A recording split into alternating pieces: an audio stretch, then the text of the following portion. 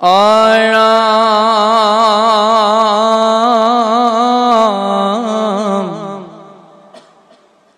মন্ত্রীগণ আনি পাশে কংখে কহিলে কথা যুগ মায়া কহিলা যতে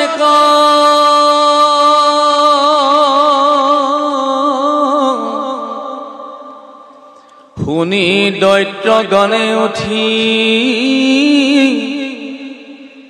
ক্ৰীড়ক ক্ৰোধ কৰি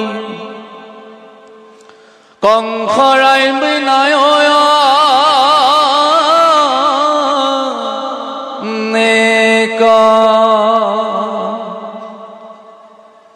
তোমাৰ পুৰণি শত্ৰু উপজিল প্ৰভু যেবে আজ্ঞা কৰা পৃথিৱী বিচাৰ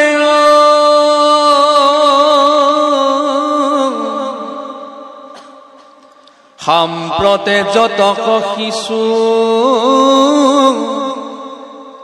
উপজিয়া আছে মানে মায়া কৰি সমস্ত কে মাৰো আৰাম তোমাৰ সুখ দেখি কি কয় জীৱন আবে থাকি আমি কৰো কোন কাজ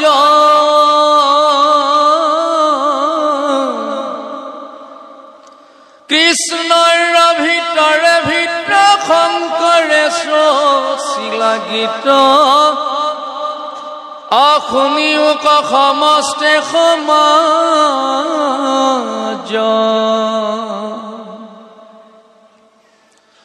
আৰাম সংসাৰ সাগৰ ঘূৰ দুখৰ নাহি উৰ কেৱল এটা পত মাত্ৰ মজি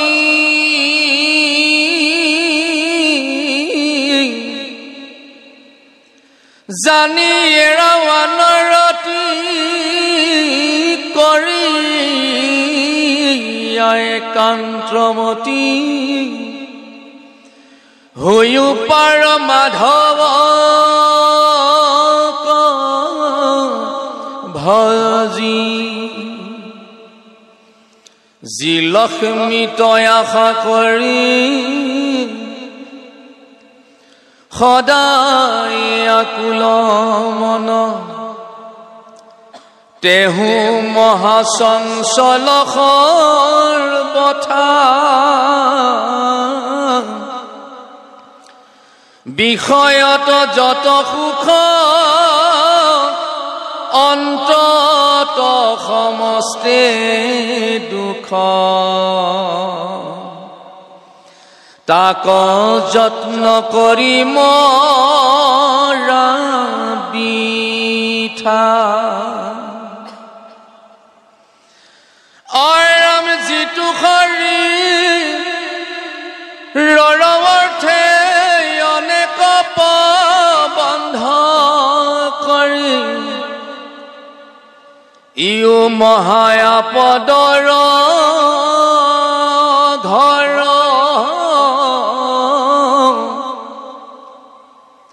যতে কবাহয় ধন ততে ক মৃত্যুষে বাহে আপদ নাহিকে আতপৰ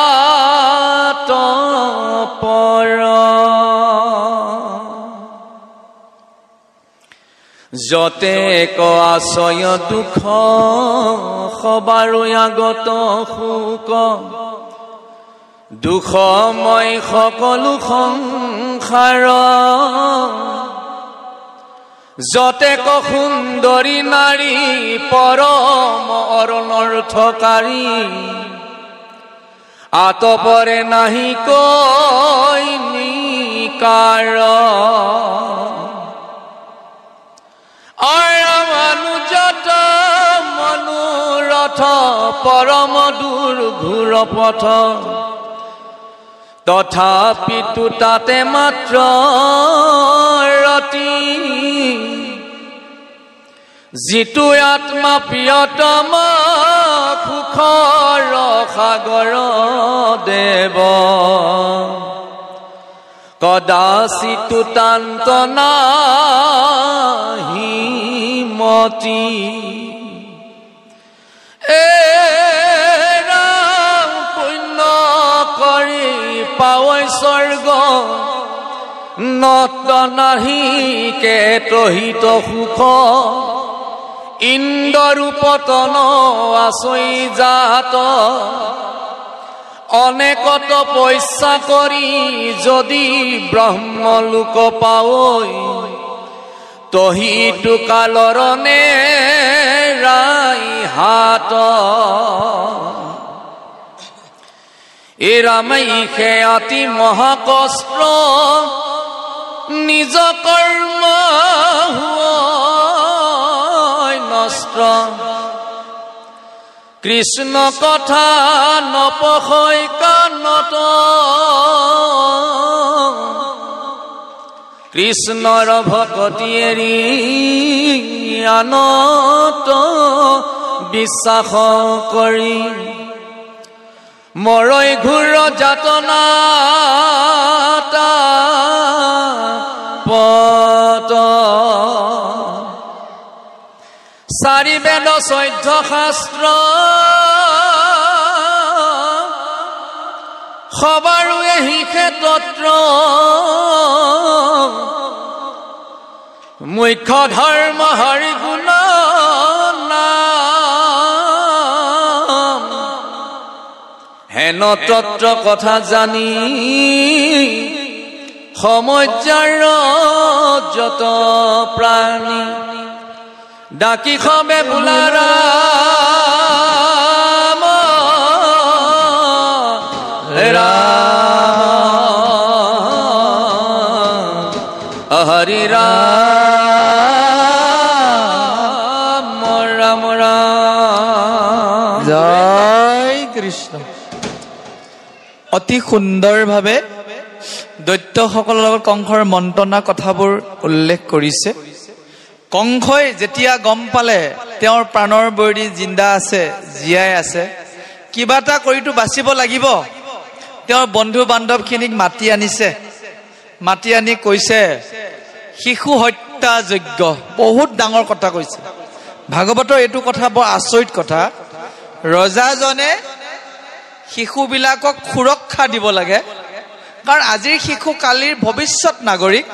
কিন্তু কংসই আছিল প্ৰথম ব্যক্তি যি শিশুবিলাকক মাৰি পেলাবলৈ কি দিছে?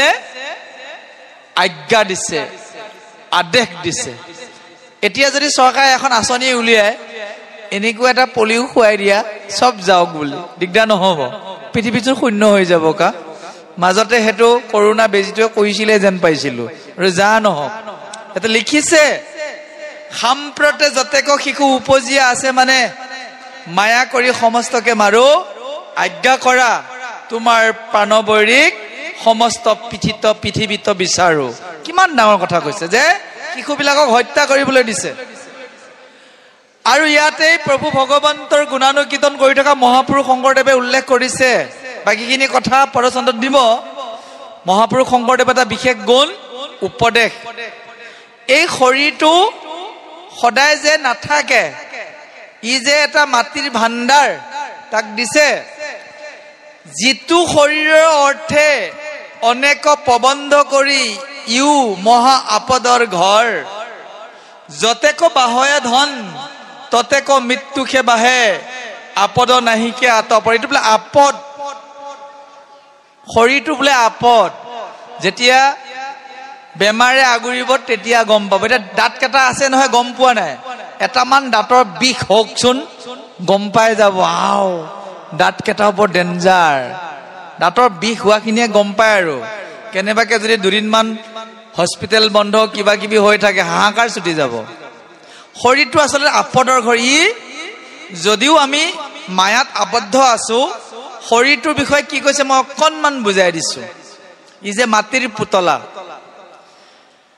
ভাগৱতত দিয়া মতে শৰীৰটো অস্থি স্তম্ভং।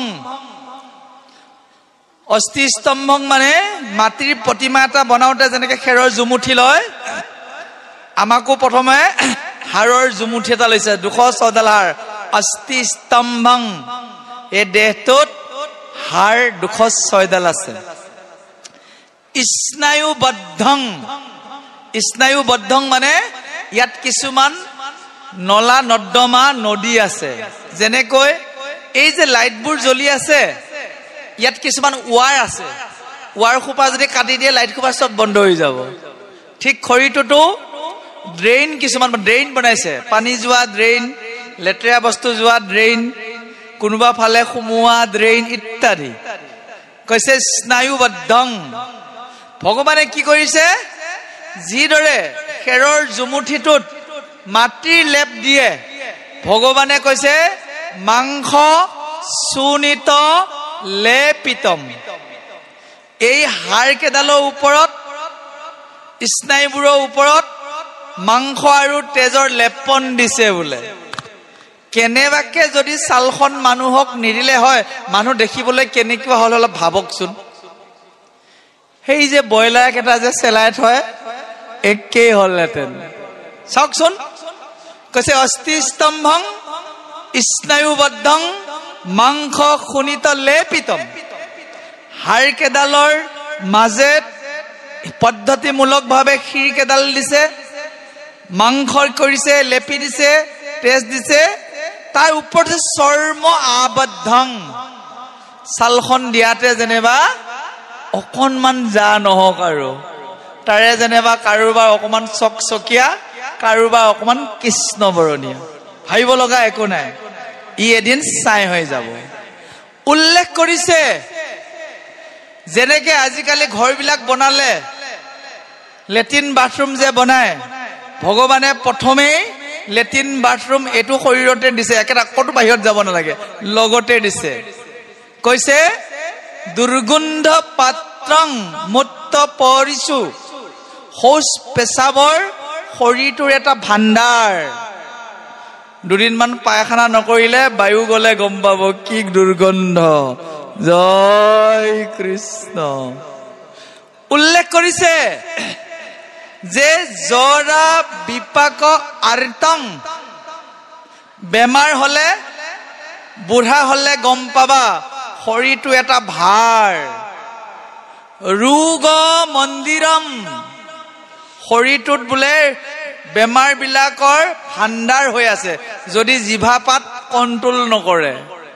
গেছ থকা মানুহে যদি চালানী মাছ যদি 5 পিছমান খাই দিয়ে, হৈছে আৰু জয় কিছু কৈছে ৰোগ মন্দিৰম আতুৰম, আতুৰ হৈ থাকে শৰীৰটো, আতুৰ হৈ থাকে। কৈছে অন্তে ভস্ম সংজ্ঞা কৃমিবত ইতি শৰীৰ বৰ্ণিতম, অৱশেষত মাটিৰ তলত পুতি থলে ইয়াক পোকে খাব, জুইত সুমুৱাই দিলে ই ছাই হব। এইটো মানৱ শৰীৰ। সেইকাৰণে এই শৰীৰটোক লৈ মায়াত আবদ্ধ হৈ গৰ্ব অহংকাৰ কৰি সময়কণ নষ্ট কৰিব দিয়া নাই। কৃষ্ণ ভক্তি কৰিবলৈ মহাপুৰুষ শংকৰদেৱে ইয়াতে উপদেশ দিছে যে হে নৰ নাৰীসকল, ইহে অতি মহাকষ্ট, নিজ কৰ্মে হুৱৈ নষ্ট, কৃষ্ণ কথা নপোষৈ কৰ্ণত, কৃষ্ণৰ ভকতি এৰি আনত বিশ্বাস কৰি মৰৈ ঘূৰ যাতনা তাপত। যদি এই ধুনীয়া ঘৰটো পায়, ঈশ্বৰৰ ভক্তি কৰা নাই, নিষ্কৰ্মে নষ্ট হৈ যায়। যাৰ কাণত কৃষ্ণ কথা পঢ়া নাই, ভাগৱত পঢ়া নাই, সি আত্মঘাতী বুলি কোৱা হৈছে। কৈছে দুৰ্লভং এব লোকে, এই পৃথিৱীত দুৰ্লভ পাবলৈ নাই শ্ৰীমদ ভাগৱত উদ্ভৱা ভাগৱত কথা যেতিয়াই তেতিয়াই নহয় সৌভাগ্য মোৰ কিছুমান মানুহৰ সৌভাগ্যৰ ফলতহে ভাগৱত অনুষ্ঠিত হয় এই ক্ষেত্ৰত কিমান দিন ভাগৱত হৈছে মই নাজানো কিন্তু আপোনালোকৰ নিচিনা সৌভাগ্যৱান সৌভাগ্যৱতী মানুহবোৰৰ কাৰণে ইয়াত ভাগৱত অনুষ্ঠিত হৈছে কোটি জন্মেন উত্থেন পুণ্যং এন এব লোভেত কোটি কোটি জন্মবিলাকত পাৰ হৈ যোৱা জন্মবিলাকত পুণ্যটো যদি সঞ্চয় হৈ থাকে তেতিয়া এই বাবলু প্ৰভুৰ নিচিনা কণ্ঠ এটাৰ সৃষ্টি হয় আপোনালোকৰ নিচিনা শ্ৰোতাৰ সৃষ্টি হয় ভাগ্যৰ মূৰত গছবিলাকৰ আপুনি কথা শুনিলে আচৰিত পাব প্ৰথমতে কি গছ হয় যি গছ মানুহৰ উপকাৰত হয় যেনে বেত কচু বান্দৰ চেলুৱা বুজিব পাৰিছে এইবিলাক মানুহৰ উপকাৰত নাহে পিছত সি প্ৰমোচন পায় আম গছ আপেল গছ লিচু গছ মানুহৰ উপকাৰ হয় তেতিয়াও কি কল্প বদলি থাকে প্ৰমোচনে হৈছে একেবাৰে শেষত প্ৰমোচন হয় ফুল আৰু তুলসী লৈ জয় কৃষ্ণ সেইবাৰ যদি ফুল আৰু তুলসী হয় যদি ভকতৰ কাণত বা কপালত উঠিলেহি কৃষ্ণৰ চৰণত লাগিল সেইবাৰ স্থাৱৰৰ পৰা সি জলজঙলৈ যায় সি উন্নীত হৈ এটা ষ্টেপ প্ৰমোচন পায় আপোনালোকে এতিয়া মানুহৰ পৰা প্ৰমোচন পাই গল কি হলে জানে ভকতলৈ প্ৰমোচন হৈ গল ভাগৱতৰ সন্মুখত আছে আপোনালোক মহান ভকত কিন্তু ইয়াক ধৰি ৰখাটোহে টান ধৰি ৰাখিব নাজানিলে মুখেৰে কুবাক্য ওলালে কাৰোবাৰ যদি অন্তৰত আঘাত দিয়ে আপুনি লগে লগে আকৌ ডিমোচন হৈ যাব সাসপেনশন হৈ যাব কোনোবা ডেকা লয় ইয়াৰ পৰা গৈ যদি পোৱালি এটা মাৰি দিয়ে তাতো শেষে আৰু জয় কৃষ্ণ খাদ্য অন্ন বিচাৰ গম পাইছেনে অন্ন বিচাৰ মনৰ বিচাৰ ইত্যাদি কথাত কৈ গুৰুজনাই পদবন্ধে এইবাৰ কংসই কাক কি কি দায়িত্ব দিলে পদবন্ধে দিয়া আছে আমি প্ৰভুজনৰ সুললিত কণ্ঠে শ্ৰৱণ কৰো জয় কৃষ্ণ গোবিন্দ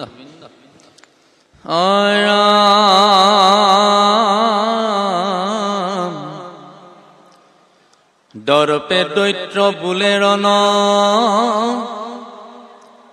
শ্ৰেয় দেৱ যাক উদ্যম কৰিয়া কিবা কৰিব মাক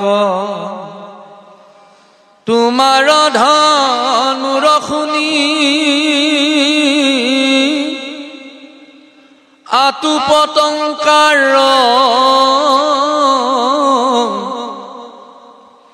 কৈত বালুকাইব ভয় দেখে অন্ধ কাৰ তোমাক সমৰে খৰ মাৰিবা দেখি জীৱ ৰাখি পলাই দেবে সমৰ পেখি পলাই বেনুৱাৰী কতো অস্ত্ৰ শস্ত্ৰ এৰি তোমাতে শৰণ লৈ কীৰ্তঞ্জলি কৰি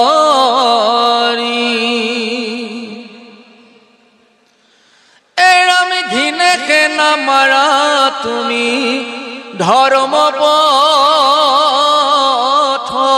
চাই যাৱে যুদ্ধ নেদেখে দেৱৰতা তাই নুজু জয় ভাতৰ গৃহ তথা কি নাদে কি কৰিব ৰণ চেৰ দেৱতাৰ বাদে কি কৰিব হৰি আশা হৃদয়ত পখি কি কৰিব ব্ৰহ্মা তেন্তে আপুনি তপসী অয় ৰাম কি কৰিব শংকৰ আপুনি বন বাসী অলপ বীৰ্যেন্দ্ৰ দেখন্তে উঠে হাসি তথাপি আমাৰ মহাবৈৰী দেৱ যাক ইহাক নিৰ্মূল কৰ পাঞ্চি আমাক প্ৰথম ব্যাধিত যেনে নেদিয়া আজুধি পাছে প্ৰিয়া কৰন্তে বে বুদ্ধি এই ৰামে দেৱতা খবৰ মাধৱেশে আদি মূল যজুৰ বেদী বিপ্ৰেক্ষে বিষ্ণুৰ অনুকূল হেন জানি তপস্বী ঋষিক বধূ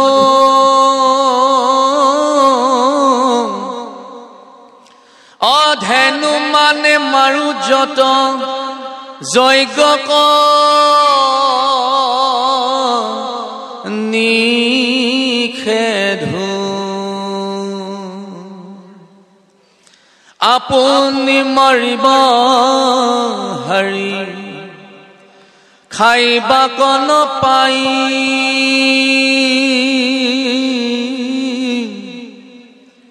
বিষ্ণুৰ বধৰ ইখে পৰম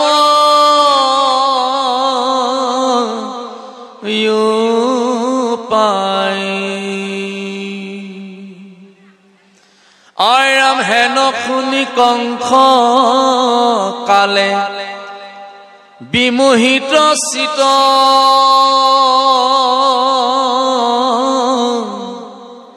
ব্ৰাহ্মণ হিংসাকে মানি লেকম হাহিত এহি হক বুলিয়া দেখিলা কংস ৰাজ গৃহ তপশিলা পাছে ভাঙ্গিয়া মাজ অৰাম দুষ্ট দৈত্য গণু পাছে নানা দেশ পক্ষী মাৰিবে লাগিল গৰু ব্ৰাহ্মণ পক্ষী আয়ুষী যশৰ ধৰ্ম যতে কল্যাণ বৈষ্ণৱ বিৰোধ কৰ সকলে নিৰ্জান আৰাম হেন জানি সমস্তে নিয়োহিত বুধ বৈষ্ণৱক নকৰিবা কিঞ্চিতো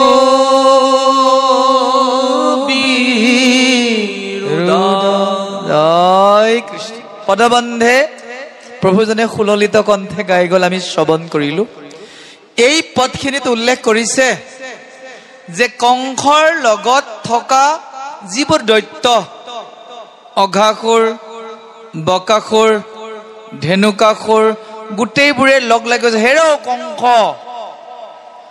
আপুনি কিমান বীৰ আমি জানো, স্বয়ং দেৱতাসকলেও আপোনাৰ লগত যুদ্ধত তিজ দিব নোৱাৰি পলাই যায়।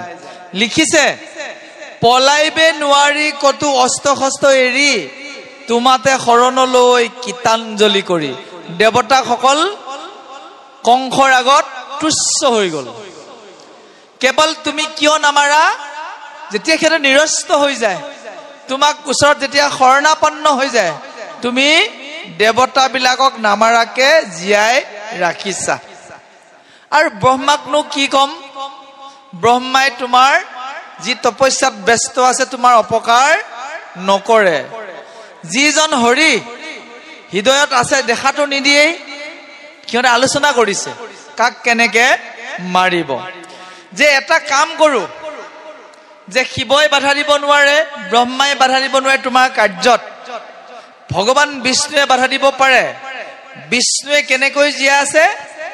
যে ব্ৰাহ্মণ বিলাকে যজ্ঞ কৰিছে, পূজা পাতল কৰিছে, যজ্ঞ কৰিবলৈ গৰু লাগিব, এফালৰ পৰা গো হত্যা যজ্ঞ কৰো প্ৰথম। দ্বিতীয়তে কি কৰো? যে এই যিবিলাক যজুবেদী ব্ৰাহ্মণ আছে এফালকে বধ কৰো। এইদৰে এফালৰ পৰা বিষ্ণু ভক্তি বন্ধ কৰিবলৈ ব্ৰাহ্মণ সকলোকো হত্যা কৰিব ধৰিলে। কৈছে, হেন জানি তপসী ঋষিক সবে বাধো, ধেনু মানে মাৰো যত যজ্ঞক নিষেধো। বেয়া কাম কৰা আৰম্ভ কৰিলে। সিদিনা পৰিকল্পনা কৰিলে, যেনেকে আপোনালোকৰ যে ভাগৱত হৈছে, আপোনালোকৰ নিশ্চয় এখন মিটিং হৈছিল, কোনোবাই প্ৰস্তাৱ দিলে অমুক দিনাখনে ভাল হ'ব, অমুকক মাতিব লাগিব, কিবা প্ৰস্তাৱ হৈছে, এনেকে তেনেকে খোৱা বোৱা কৰিব লাগিব, এটা আঁচনি যে কৰিল, আঁচনিটো ফলস্বৰূপে আজি ভাগৱতখন হৈ উঠিল। ঠিক সেইদৰে কংসইও আঁচনি বনাইছে দুষ্টবিলাকক লগ লাগি। এইখিনিতে অকণ ভাবিলে হাঁহিও উঠে। কংসই যি কৰিল ভালে কৰিল, গোটেই সবাকে লগ কৰি এটা এটাকে পঠাই থাকিব। এতিয়া